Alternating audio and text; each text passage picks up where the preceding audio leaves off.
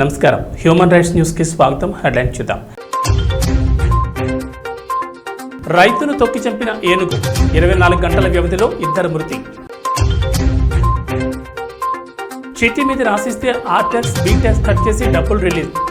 బక్క జడ్సన్ సంచలన ఆరోపణలు. కొత్తగా ఈ బి ట్యాక్స్ ఏంటి? దంచి కొడుతున్న ఎండలు, ఇంట్లో ఉన్న వడదెబ్బ ముప్పు, ఈ జాగ్రత్తలు తీసుకోండి. కొమరం భీం ఆసిఫాబాద్ జిల్లాలో గత కొన్ని రోజులుగా ఏనుగులు బీభత్సం సృష్టిస్తున్నాయి. పంట పొలాలపై దాడులు చేస్తూ రైతులకు తీవ్ర నష్టం చేస్తున్నాయి. పొలానికి వెళ్లిన రైతులపై కూడా దాడులు చేసి చంపేస్తున్నాయి. తాజాగా పెంచికల్పేట మండలం కొండపల్లిలో విషాదం చోటు చేసుకుంది. పొలానికి నీరు పెట్టేందుకు వెళ్లిన ఓ రైతును ఏనుగు తొక్కి చంపేసింది. వివరాల్లోకి వెళ్తే గ్రామానికి చెందిన పోషన్న నీరు పెట్టేందుకు పంట పొలానికి వెళ్లాడు. అయితే అక్కడికి వచ్చిన ఏనుగు అకస్మాత్తుగా పోషన్నపై దాడి చేసింది. అతన్ని కాళ్లతో తొక్కి చంపేసింది. ఈ ఘటనలో పోషన్న అక్కడికక్కడ మృతి చెందాడు. కాళ్ళు చేతులు నడుము మడత పెట్టినట్లుగా తొక్కడంతో స్పాట్లోనే చనిపోయాడు. పోషణను ఏనుగు తొక్కి చంపిన తీరును చూసి గ్రామస్తులు భయాందోళన గురయ్యారు. మృతుడి కుటుంబ సభ్యులు కన్నీరు మున్నీరుగా విలపించారు. ఏనుగు సమీప గ్రామాల్లోనే తిరుగుతుండడంతో ప్రాణాలు గుప్పెట్లో పెట్టుకుని కాలం వెళ్లదీస్తున్నారు. ఏనుగును బంధించేందుకు చర్యలు తీసుకోవాలని ప్రజలు అధికారులను వేడుకుంటున్నారు. తెలంగాణలోని కాంగ్రెస్ ప్రభుత్వం ఆర్ ట్యాక్స్ వసూలు చేస్తున్నారని బీజేపీ శాసనసభ అపక్షనేత మహేశ్వర్ రెడ్డి ఇటీవల తీవ్ర ఆరోపణలు చేసిన సంగతి తెలిసిందే. ఆర్ ట్యాక్స్ అంటే రేవంత్ ట్యాక్సా, రాహుల్ ట్యాక్సా, రాజీవ్ ట్యాక్సా అని ప్రశ్నించారు. ఇప్పటికే 1500 కోట్ల డబ్బులు పంపించారని, ఇంకా 500 కోట్ల పంపడం కోసం ఈ ట్యాక్స్ వసూలు చేస్తున్నారని ఆయన తీవ్ర ఆరోపణ చేశారు. ఈ చిట్టా మొత్తం తమ వద్దుందని తెలిపారు. సందర్భం వచ్చినప్పుడు అన్ని బయటపెడతామని వారం రోజుల క్రితం వ్యాఖ్యానించారు. తాజాగా కాంగ్రెస్ బహిష్కృత నేత బక్క జడ్సన్ కూడా రేవంత్ ప్రభుత్వంపై తీవ్ర ఆరోపణ చేశారు. 7,000 కోట్ల రైతు బంధు నిధులను పక్కదారి పట్టించారని ఆయన ఆరోపించారు. ఈ నిధులను ఎక్కడికి డైవర్ట్ చేశారో సీఎం రేవంత్ రెడ్డి చెప్పారన్నారు. పారిశ్రామికవేత్త మేఘా కృష్ణారెడ్డి తమ్ముడు చిట్టి మీద రాసిస్తే R tax B tax cut చేసి కాంట్రాక్టర్లకు డబ్బులు రిలీజ్ చేస్తున్నారన్నారు. ఆర్థిక శాఖ మంత్రి బట్టి విక్రమార్కన లేక మేఘా కృష్ణారెడ్డి తమ్ముడా అని ప్రశ్నించారు. తనను కాంగ్రెస్ పార్టీ నుంచి సస్పెండ్ చేయడం కాదని, ప్రజలే రానున్న రోజుల్లో కాంగ్రెస్ పార్టీని సస్పెండ్ చేస్తారని అన్నారు. కాగా కొత్తగా బీటాక్స్ పదం తెరపైకి రావడంతో రాజకీయ వర్గాల్లో చర్చ మొదలైంది. బీటాక్స్ అంటే ఆర్థిక మంత్రి బట్టి విక్రమార్క ట్యాక్సేనా అనే గుసగుసలు వినిపిస్తున్నాయి. తెలంగాణలో ఎండల తీవ్రత పెరిగిన ఉష్ణోగ్రతలు ప్రజలను ఉక్కిరిబిక్కిరి చేస్తున్నాయి. భానుడి ప్రతాపంతో ప్రజలు అల్లాడిపోతున్నారు. విపరీతమైన ఉక్కపోత, వడగాల్పులతో ఇబ్బందులు పడుతున్నారు. ఉదయం 7 దాటిందంటే చాలు బయటకు వెళ్లాలంటే ప్రజలు జంకిపోతున్నారు. మధ్యాహ్న సమయంలో రహదారులన్నీ నిర్మానుష్యంగా మారుతున్నాయి. ఏప్రిల్ మొదటి 2-3 రోజుల్లోనే 43 డిగ్రీలు దాటిన ఉష్ణోగ్రతలు ముందు మరింత పెరిగే అవకాశం ఉందని నిపుణులు హెచ్చరిస్తున్నారు. తెలంగాణలో దాదాపుగా అన్ని జిల్లాల్లోనూ 42 డిగ్రీల కంటే ఎక్కువ ఉష్ణోగ్రతలు నమోదవుతున్నాయి. గద్వాల, ఆదిలాబాద్, నిర్మల్, జగిత్యాల, నల్గొండ, ఖమ్మం, నాగర్ కర్నూలు జిల్లాలో బుధవారం ఉష్ణోగ్రతలు 43 డిగ్రీలు దాటాయి. సాధారణ కంటే ఎక్కువ ఉష్ణోగ్రతలు నమోదు కావడంతో పాటు వడగాల్పుల తీవ్రత కొనసాగనుందని వాతావరణ శాఖ నిపుణులు అంటున్నారు. వడగాల్పుల కారణంగా ఇంట్లో ఉన్న కొన్నిసార్లు వడదెబ్బ ముప్పు తప్పదని వైద్య నిపుణులు హెచ్చరిస్తున్నారు. ఇంట్లో ఉన్నా సరే ముఖ్యంగా వృద్ధులు, చిన్నపిల్లల విషయంలో తగిన జాగ్రత్తలు తీసుకోవాలని సూచించారు. కోడుమూరు నియోజకవర్గంలో కోడుమూరు వైఎస్ఆర్సీపీ పార్టీ అభ్యర్థి ఆదిమూలపు సతీష్ సతీమణి ఆదిమూలపు స్టెల్లా స్టాంటన్ పురం నందు వైఎస్ఆర్సీపీ పార్టీ ప్రచార కార్యక్రమం నిర్వహించారు. ఈ కార్యక్రమంలో కార్పొరేటర్ సాంబశివ, యువ నాయకులు, కార్యకర్తలు, అభిమానులు భారీగా పాల్గొని ఫ్యాన్ గుర్తుకే ఓటేయాలని ప్రజల్ని కోరారు. ఆదిమూలపు సతీష్ అన్న గారి నాయకత్వంలో ఈరోజు స్టాంటాన్పురం గ్రామ పంచాయతీలో గ్రామ పెద్ద మనుషులను అందరినీ కలుపుకొని డాక్టర్ ఆదిమూలపు స్టెల్లా మేడం గారు ఈరోజు మా స్టాంటాన్పురానికి విచ్చేయించినారు. ఈ భాగంలో కార్పొరేటర్ సాంబశివరావు గారు కూడా పాల్గొని వైఎస్ఆర్సీపీ తరఫున ఇంటింటికి ప్రచారం పోయి అందరూ ఫ్యాన్ గుర్తుకు ఓటేయాలని కోరుతూ అందరి మన్ననలు పొందినారు. ఈ స్టాంటాన్పురంలో విచ్చేసిన మహిళలకు, పెద్ద మనుషులకు అందరికీ నా హృదయపూర్వక ధన్యవాదాలు. మీ పేరు? నా పేరు కిరణ్, స్టాంటాన్పురం మాజీ వార్డు మెంబర్. మన వైఎస్ఆర్సీపీ తరపు నుంచి కొడుమూరు నియోజకవర్గం నుంచి డాక్టర్ సతీష్ ఆదిమూలపు కంటెస్ట్ చేస్తున్నారండి మీ ఎమ్మెల్యే అభ్యర్థిగా. ఆయన భార్యని నేను. ఈ జగనన్న పథకాలన్నీ జనాలకు ప్రతి ఒక్కళ్ళు లబ్ధి పొంది ఉన్నారు. వాటి గురించి గుర్తు చేస్తూ వాళ్ళని మళ్ళీ మన జగనన్నని సీఎం కావాలి అని చెప్పి ప్రతి ఒక్కరిని మేము ఉత్తేజపరుస్తూ క్యాంపెయినింగ్ చేస్తున్నామండి. ఖచ్చితంగా మళ్ళా ఎందుకంటే హ్యూమన్కి ప్రతి స్టేజ్లో ఏమేమి అవసరం ఉన్నాయో నవరత్నాల పథకం ద్వారా, మేనిఫెస్టో ద్వారా ఆయన ప్రతి ఒక్కళ్ళకి అవసరమైనటువన్నీ పెట్టారండి. రైతు భరోసా అని, అమ్మ ఒడి అని, విద్యా దీవెన అని, తర్వాత చేనేతలకు చేయూత, అక్క చెల్లెళ్లకు చేయూత అని చాలా పథకాలు పెట్టారు. ఇంతకుముందు ఏ సీఎం కూడా ఇలాగా చేయలేదండి. ఈయన వాళ్ళ నాన్నలాగా మాట తప్పని మనిషి, మడిమ తిప్పని మనిషిలాగా మళ్ళీ ఇంకొకసారి నిరూపించుకున్నారు. ఆయన పథకాలన్నీ కొనసాగేటట్టు ఆయన మాట ఇచ్చినట్లు ప్రతి ఒక్కరి ఇంట్లో లబ్ధి పొంది ఉన్నారండి. ఇలాంటి సీఎం ఉంటే చిన్నప్పటి నుంచి మనం చదువుకున్నది ఏంటంటే ఇండియా డెవలపింగ్ కంట్రీ అంటూనే వస్తున్నారు. ఇప్పటి వరకు అలాగనే ఉంది. సో మన ఇండియా డెవలప్ అవ్వాలి అంటే ఇట్లాంటి నాయకుడు ఉత్తేజంగా మనకు అందరి నీడ్స్ కనుక్కొని చేస్తే ఖచ్చితంగా మన ప్రతి రాష్ట్రానికి ఇట్లాంటి ముఖ్యమంత్రి ఎంతో అవసరం ఉంది. సో మన ఇండియా డెవలప్ అవ్వాలంటే ఇట్లాంటి ముఖ్యమంత్రి మనకు అన్ని రాష్ట్రాలకి ఉండాలి అని నేను విన్నవించుకుంటున్నాను. జై జగన్. పింఛన్లపై ఆధారపడి బతుకుతున్న అవ్వాతాతలపై కనికరం లేకుండా ఎన్నికల కమిషనర్కు తెలుగుదేశం పార్టీ వారి వ్యక్తి అయిన నిమ్మగడ్డతో ఫిర్యాదు చేయించారు. పెన్షన్లు ఇవ్వకుండా చేసింది వారే. జగన్ ప్రభుత్వంలో ప్రస్తుతం పెన్షన్లు ఎందుకు ఇవ్వడం లేదని అడిగింది వారే. ఇది కుట్ర రాజకీయం కాదా? పింఛన్ల కోసం ఎదురుచూస్తున్న వారి ఉసురు చంద్రబాబు తగాలకు మాందన్నారు. కేవలం ఎన్నికల్లో లబ్ధి పొందేందుకే చంద్రబాబు కుట్రలు చేస్తున్నారన్నారు. రాష్ట్ర వ్యాప్తంగా వృద్ధులు పింఛన్లు అందక తలడిల్లిపోతున్నారు. ఆ పాపం చంద్రబాబుకు తగలక మానదు. ఎన్నికల్లో చంద్రబాబు చేసిన తప్పులు శాపంగా తగలక మాందన్నారు. కూటమి 3 పార్టీల కుతంత్రాలను తిప్పుకొట్టే విధంగా జగనన్న వృద్ధుల పింఛన్ల కోసం పోరాడారు. దాని ఫలితం ఈ రోజు నుంచి 6వ తేదీ వరకు పింఛన్ల పంపిణీ పూర్తి చేసేలా ఈసీ అనుమతించింది. వాలంటీర్లను ఆపగలరేమో కానీ వారి చేతుల మీదుగా ఇప్పటి వరకు జరిగే మంచిని ఆపలేరు. వాలంటీర్ వ్యవస్థను చూస్తేనే చంద్రబాబుకు వణుకు పుడుతుంది. ఇచ్చిన హామీలు అమలు చేశాం కనుక మీ ఇంట్లో జగనన్న వలన ఏదైనా మేలు జరుగుతేనే, ఏదైనా పథకం పొందితేనే జగనన్న పాలనలో మీరు ఆనందంగా ఉన్నారంటేనే వైసీపీకి ఓటు వేయించి చెప్పిన జగనన్న మాటలు అక్షర సత్యం చెప్తున్నారు. రాష్ట్రంలో పెన్షన్దారులు పడుతున్న ఇబ్బందుల్ని అందరూ గమనిస్తున్నారు. చంద్రబాబు నాయుడు గారు కానీ ప్రతిపక్ష పార్టీలు కుట్ర చేసి ప్రజలకి జరుగుతున్న సంక్షేమాన్ని వాళ్ళు చూసి భరించలేక విషం కుమ్ముతూ వాళ్ళు పెన్షన్లు 1వ తారీఖున ఇంటికి వచ్చేది ప్రతీ నెల 2019 నుంచి కూడా మొన్నటి వరకు కూడా ప్రతీ నెల ఈ పెన్షన్లు అనేవి ఈ వాలంటరీ వ్యవస్థ ద్వారా 1వ తారీఖున తెల్లవారుజామున 5 గంటలకి ఇంటికి వచ్చి ఇచ్చేదాన్ని వాళ్ళకి అనుకూలంగా ఉన్న వ్యక్తుల ద్వారా ఎలక్షన్ కమిషన్కి పిటిషన్ వేసి దాన్ని ఆపేయడం జరిగింది. దీనివల్ల ముఖ్యంగా అవ్వాతాతలు చాలా ఇబ్బందులు పడుతున్నారు.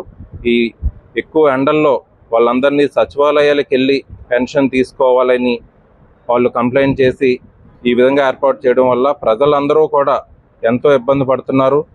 ఎండల్లో వెళ్ళి కొంతమంది ప్రాణాలు కూడా కోల్పోతున్నారు. దీనికి చంద్రబాబు నాయుడు గారు ప్రతిపక్ష పార్టీలు బాధ్యత వహించి అంటే 2014 నుంచి 2019 వరకు పెన్షన్లు తీసుకోవాలంటే కాళ్ళు అరిగేలాగా ఈ అవ్వాతాతలు కానీ నాయకుల చుట్టూ అధికారుల చుట్టూ తిరిగేదాన్ని జగన్మోహన్ రెడ్డి గారు ముఖ్యమంత్రి అయిన తర్వాత మార్చి వాళ్ళందరికీ ఇంటికి వచ్చే విధంగా ఈ వాలంటరీ వ్యవస్థను ఏర్పాటు చేసి ప్రతి కుటుంబానికి సేవ చేయాలనేటువంటి ఒక మంచి ఆలోచనతో పరిపాలన సాగించారు.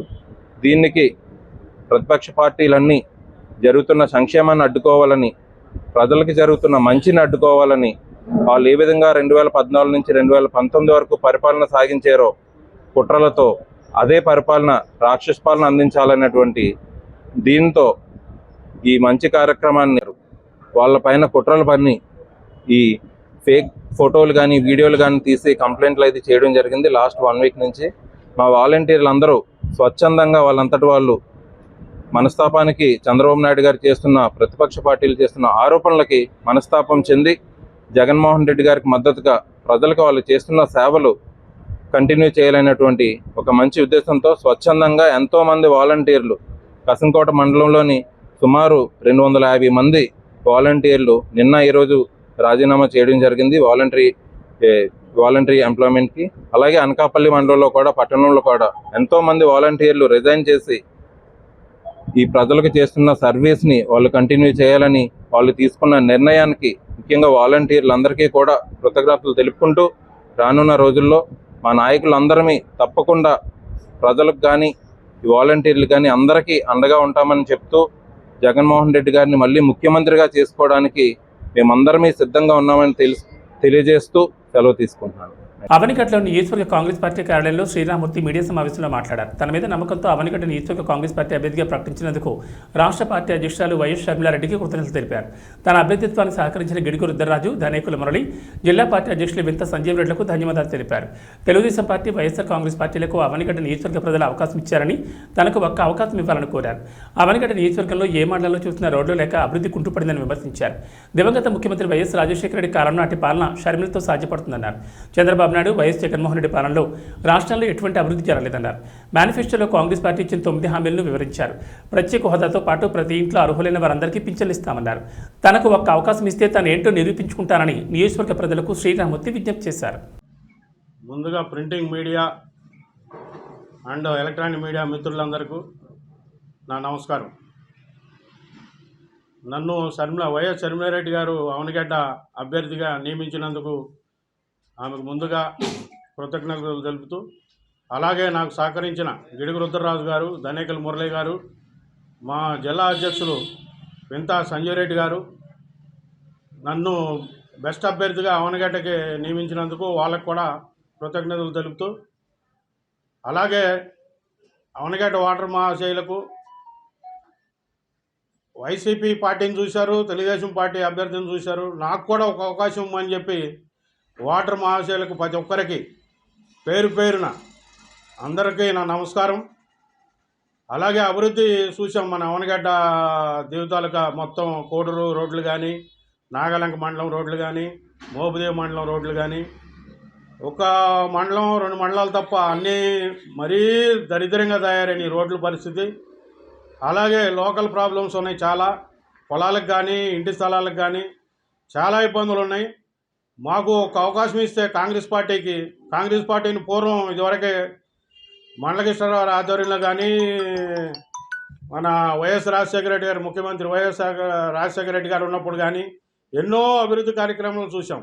ఇప్పుడు అభివృద్ధి నోచుకోవడానికి ఒక కార్యక్రమం కూడా 2 పార్టీలు, తెలుగుదేశం చంద్రబాబు నాయుడు కానీ, అలాగే జగన్మోహన్ రెడ్డి గారు కానీ ఇది డెవలప్మెంట్స్ ఏమి లేవు. మనం పూర్వం ఎట్లయితే చూస్తామో కాంగ్రెస్ పార్టీకి ఒక్కసారి అవకాశం ఇస్తే పూర్వవైభవం తీసుకొస్తానని చెప్పి అందరినీ కలుపుకుంటూ ముందుకెళ్తానని చెప్పి మా కార్యకర్తలని, వాటర్ మహాశైలను అందరినీ, మా అవనగడ్డ వాటర్ మహాశైలందరినీ కలుపుకొని ముందుకెళ్తానని, అలాగే మా ఈ 9 పథకాలు ఉన్నాయి. ఏ పార్టీ ముందుకు పెట్టని పథకాలు ఇవి మేనిఫెస్టోలో పెడతాం. మాకు సెంట్రల్ గవర్నమెంట్ రూలింగ్ రాగానే ఫస్ట్ అభయస్థం కింద 5,000 రూపాయలు ప్రతి పేద ఇంటికి 5,000 రూపాయలు నెలకు వారి ఖాతాల్లో పడతాయి. అలాగే ఇంతకుముందు పార్టీలు ఒక్కొక్కరికే ఇచ్చే ఇంటికి పెన్షన్ వగైరాలు. ఇప్పుడు మా Congress party central government ruling రాగానే, అలాగే స్టేట్ గవర్నమెంట్ రూలింగ్ రాగానే ఫస్ట్గా ప్రత్యేక హోదాతో పాటుగా ఈ 5,000 ప్లస్ ఈ ఇంటికి ఇద్దరికి ఆడ మగాకి పెన్షన్, వృద్ధాప్య పెన్షను ఇద్దరికి పడతాయని చెప్పి మా అధ్యక్షురాలు అనౌన్స్ చేశారు. ఫస్ట్గా ప్రత్యేక హోదా మీద రాహుల్ గాంధీ గారు సంతకం పెడతారు. అలాగే ఈ 22A చేర్చిన ఇళ్ల స్థలాలకు కానీ, పొలాలకు కానీ మేము హామీ ఇస్తున్నాం. ఏ ఇబ్బందులు లేకుండా కాంగ్రెస్ పార్టీని ఇంతకుముందు కూడా చాలాసార్లు చూశారు. అలాగే అదే పరిస్థితుల్లో చూస్తారు ఇప్పుడు రాబోయే పరిస్థితుల్లో కూడా. బుద్ధప్రసాద్ గారిని చూశారు, రమేష్ గారిని చూశారు. మాకు ఒక అవకాశం, అందే శ్రీరామూర్తికి ఒక్కసారి అవకాశం ఇస్తే అర్థంలో చేస్తానని చెప్పి నియోజకవర్గంలో వాగ్దానం చేస్తున్నా. పత్రికాపూర్వకంగా ప్రజల సమక్షంలో ప్రమాణం చేస్తున్నా. ఒక్క అవకాశం ఇవ్వండి. వేకనూరు ముద్దుబిడ్డ అందే శ్రీరామూర్తిని అందరూ నియోజకవర్గం అందరూ ఆశీర్వదించాలని కోరుకుంటూ, అలాగే ఒక్క అవకాశం ఇవ్వండి. తనను ఓడించిన ప్రజలపై తెలుగుదేశం పార్టీ జాతీయ అధ్యక్షులు నారా చంద్రబాబు నాయుడు కక్ష సాధింపు చర్యలు చేస్తున్నారని పలువురు వైఎస్ఆర్ కాంగ్రెస్ పార్టీ నాయకులు పేర్కొన్నారు. నిమ్మగడ్డ రమేష్ సహకారంతో చంద్రబాబు నాయుడు గ్రామ వాలంటీర్లను పెన్షన్ ఇవ్వకుండా ఎలక్షన్ కమిషన్కు ఫిర్యాదు చేసి ఇంటింటికి వెళ్లి పింఛన్ ఇవ్వకుండా చేసిన ఘటనపై పలువురు వైఎస్ఆర్ కాంగ్రెస్ పార్టీ నాయకులు స్పందించారు. చల్లపల్లి జడ్పీటీ సభ్యురాలు రాజులపాటి కళ్యాణి, వైఎస్ఆర్ కాంగ్రెస్ పార్టీ రాష్ట్ర ఎస్ఎస్ఎల్ ప్రధాన కార్యదర్శి నురుకుర్తి రమేష్, పెదప్రోలు పిఎస్సిఎస్ చైర్మన్ ఆది రాంబాబు, మార్కెట్ కమిటీ మాజీ వైస్ చైర్మన్ లింగం జగదీష్ కుమార్లు మాట్లాడారు. పింఛన్ పంపిణీ విషయంలో లబ్ధిదారుల పట్ల చంద్రబాబు కుట్రలు చేస్తున్నారని విమర్శించారు. అవ్వాతాతలు, వికలాంగులకు ప్రతి నెల 1వ తేదీన తెల్లవారుజామునే ఇంటికి వెళ్లి పింఛన్ పంపిణీ చేయడానికి ఏర్పాటు చేసిన గ్రామ వాలంటీర్లపై పొత్తు పార్టీలు విషయం కక్కుతున్నాయన్నారు. ఓటమి భయంతో చంద్రబాబు నాయుడు మతిభ్రమించి వ్యవహరిస్తున్నారని దుయ్యబట్టారు. తెలుగుదేశం పార్టీ చేసే ఫిర్యాదులను ఎలక్షన్ కమిషన్ పూర్తి స్థాయిలో విచారించి నిర్ణయాలు తీసుకోవాలన్నారు. జగన్మోహన్ రెడ్డి గారు సీఎం అయిన తర్వాత వాలంటరీ వ్యవస్థను పటిష్టంగా నిర్మించి ఈ 55 నెలల కాలంలో ప్రతి గడప దగ్గరకు ఉదయం 5:30, 6 వాళ్ళకి ఆ పింఛన్ అందేటట్టుగా చేయడం జరిగింది.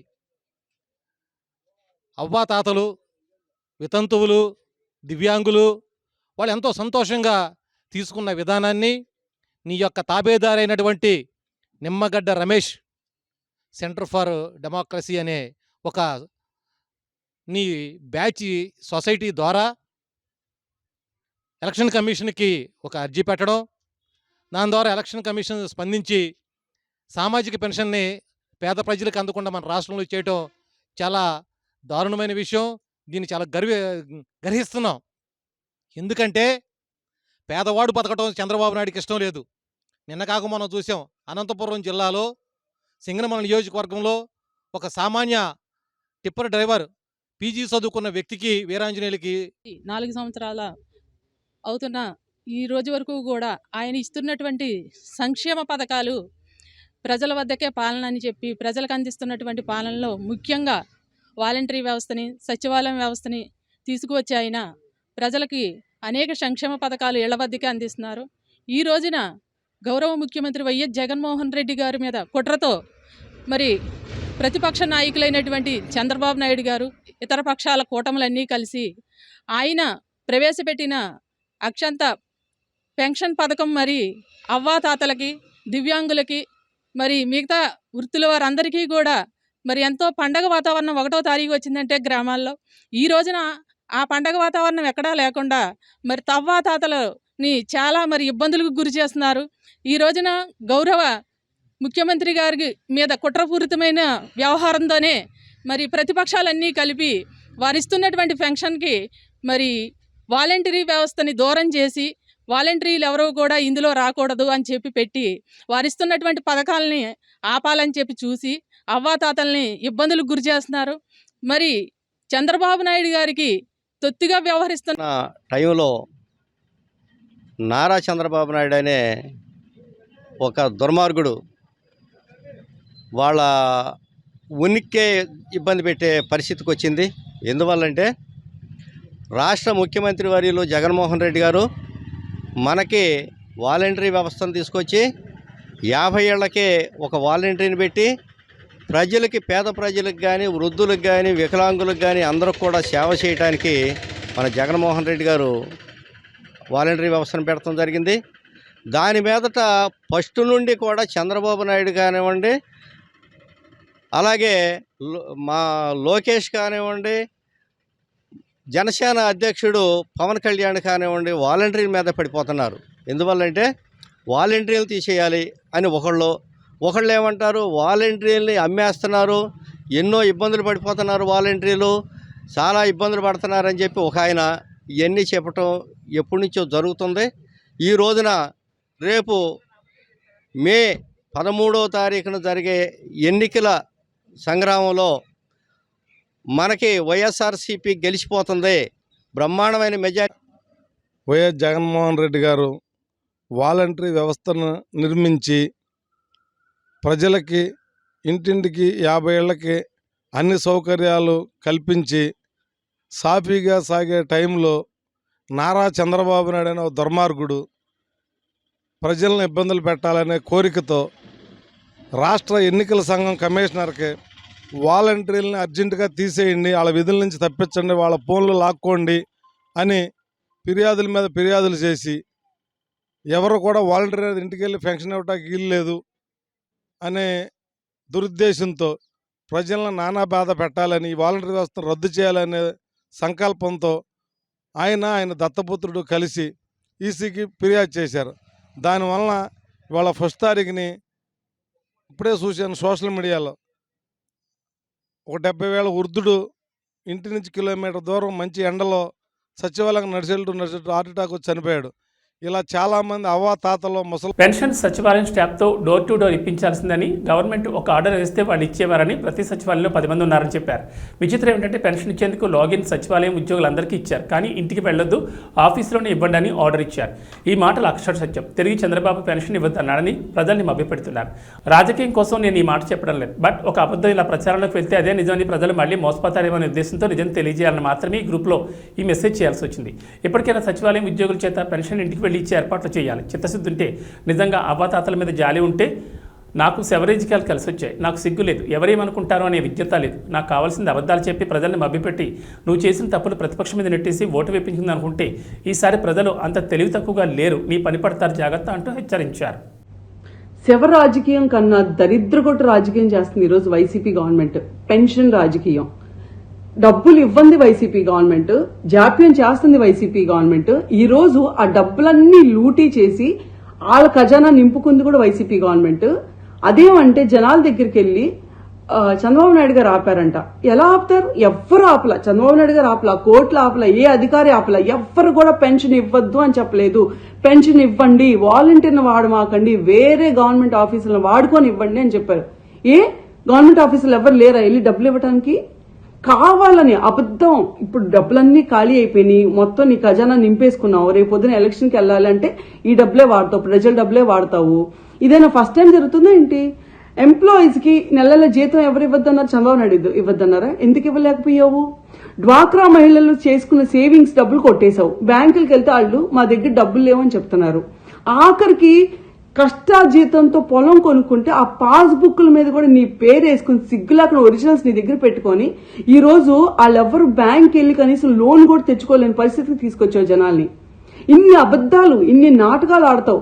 గ్రామ పంచాయతీలకు వచ్చే డబ్బులు కూడా, ఆ ఫండ్స్ కూడా నువ్వు తరలించుకొని ఈ రోజు కనీసం గ్రామాల్లో ఒక్క చిన్న పని కూడా చేయడానికి లేకుండా చేశారని చెప్పి నీ సొంత సర్పంచ్లే చెప్పుకుంటున్నారు. అంత నికృష్టపు గవర్నమెంట్ ఇది. అంత నికృష్టపు లీడర్ని పెట్టుకొని చంద్రబాబు నాయుడు గారిని అంటావా? 250 రూపాయలు ఉన్న పెన్షన్ ని అమ్మాంతో 2000 చేసిన ఘనత చంద్రబాబు నాయుడు గారిది.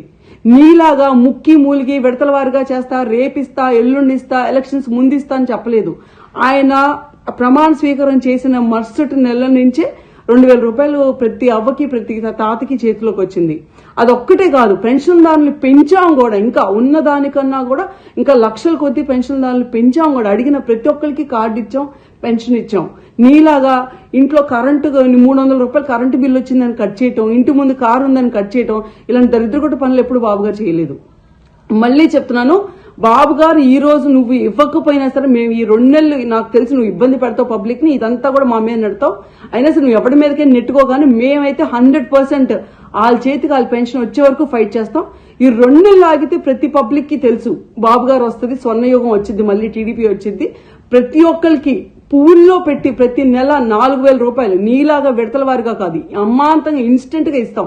రేపొద్దున ప్రమాణ స్వీకారం అయిన మరుసటి రోజు నుంచి ప్రతి ఒక్క వృద్ధుడికి గాని, అవ్వకు గాని, తాతకు గాని వాళ్ళ చేతికి 4000 రూపాయలు పెన్షన్ వచ్చింది. బీసీలు అయితే 50 ఏళ్ల నుంచే పెన్షన్ వచ్చింది.